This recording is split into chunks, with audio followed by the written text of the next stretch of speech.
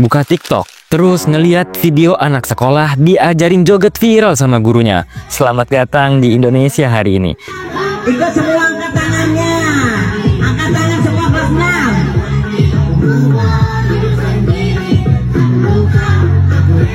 Dimana kurikulum kalah dengan koreografi goyangan viral. Kali ini gue akan ajak lo ngeliat seberapa merusaknya tren viral tanpa diimbangi pemahaman moral. Hebat, hebat dengkulmu abu. Jangkrik, asem, cowok.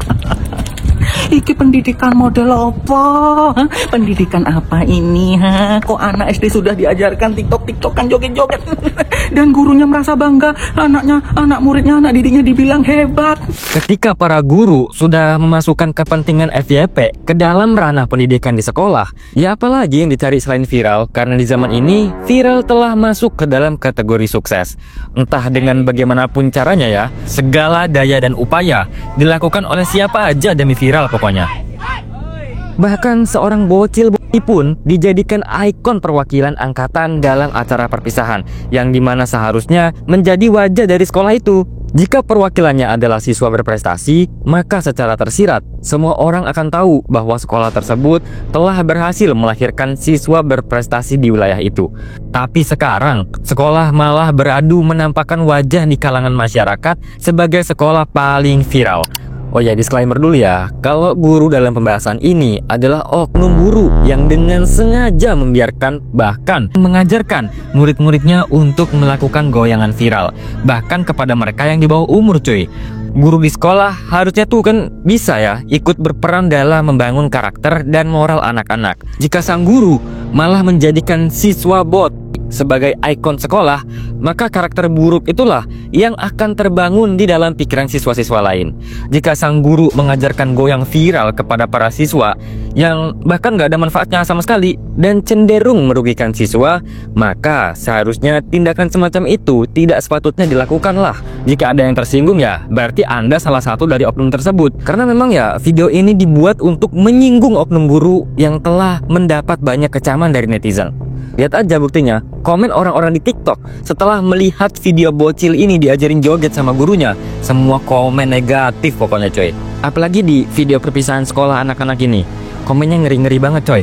Ada yang bilang calon LC, lulus jadi lontek ya, generasi tolol. Belum lagi video lamanya KDM, kini kembali viral karena isu murid tolol akibat gurunya yang nggak bener. Setahun tuh berapa bulan? Setahun 12. 2 tahun berapa bulan? 2 bulan. Memang parah budak SMA ini matematika anak. Iya. Setahun tuh 12 bulan. Iya. 2 tahun berapa bulan?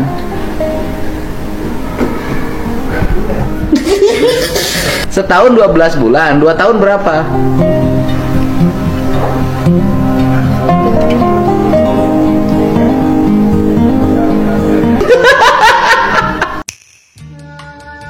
Hal ini makin membuat banyak orang bertanya-tanya tentang apa sih yang sebenarnya terjadi dengan sistem pendidikan kita. Kalau kalian berpikir bahwa semua itu terjadi karena muridnya emang pada pekok, salah besar coy.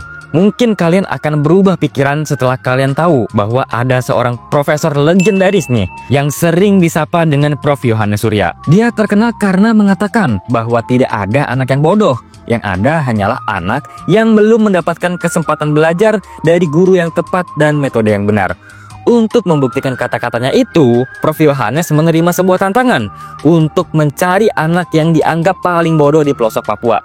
Dan berjanji akan menjadikan anak paling bodoh itu jadi juara Olimpiade Sains. Usia 12 tahun, masih kelas 2 SD. Nah, dikasih 10 anak dari Timika. Nah, yang sudah dianggap tidak punya harapan.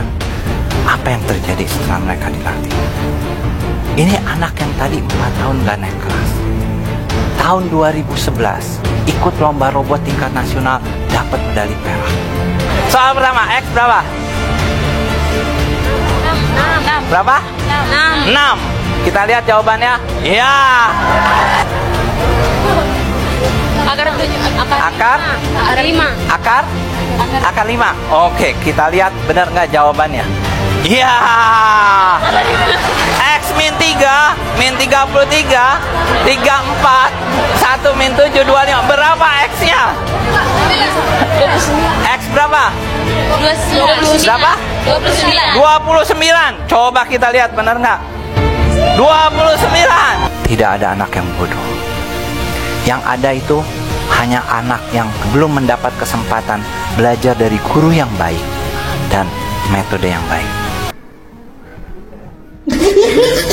Setahun tuh 12 bulan. 2 tahun tuh berapa bulan? Profesor membuktikan kepada dunia atas perkataannya bahwa nggak ada anak yang bodoh, yang ada hanya guru yang nggak bisa ngajar. Nah, terus selama ini bocah SMA viral yang sama KDM itu belajar apa aja coba di sekolah?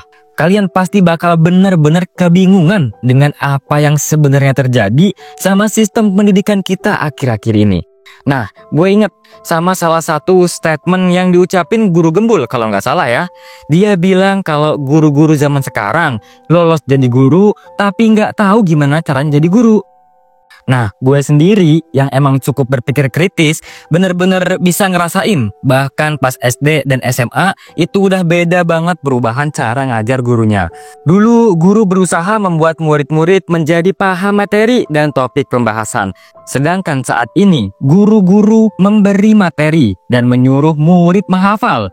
Jadi ya, yang dinilai hafalannya, bukan paham atau enggaknya sama materi.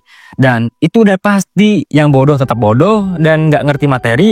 Lalu yang dianggap pintar juga cuman bocah-bocah yang jago menghafal, bukan karena mereka paham.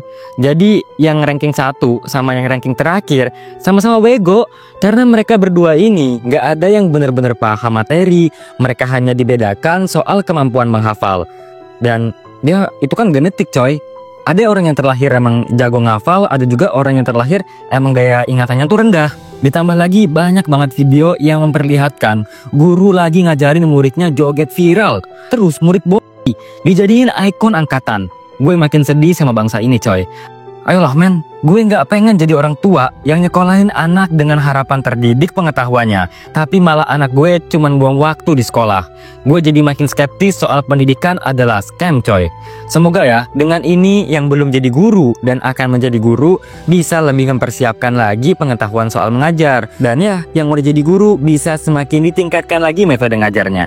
Kalian sebagai murid harus percaya sama gue.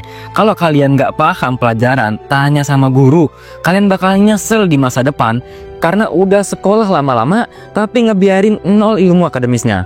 Kalau aja nih ya, waktu bisa diputer, gue pengen banget balik ke bangku sekolah dan gak akan pernah bolos. Gue bakal tanyain semua pelajaran dan paksa tuh guru-guru buat bikin gue paham sama materi. Coba deh, apa pendapat kalian soal sistem pendidikan kita saat ini?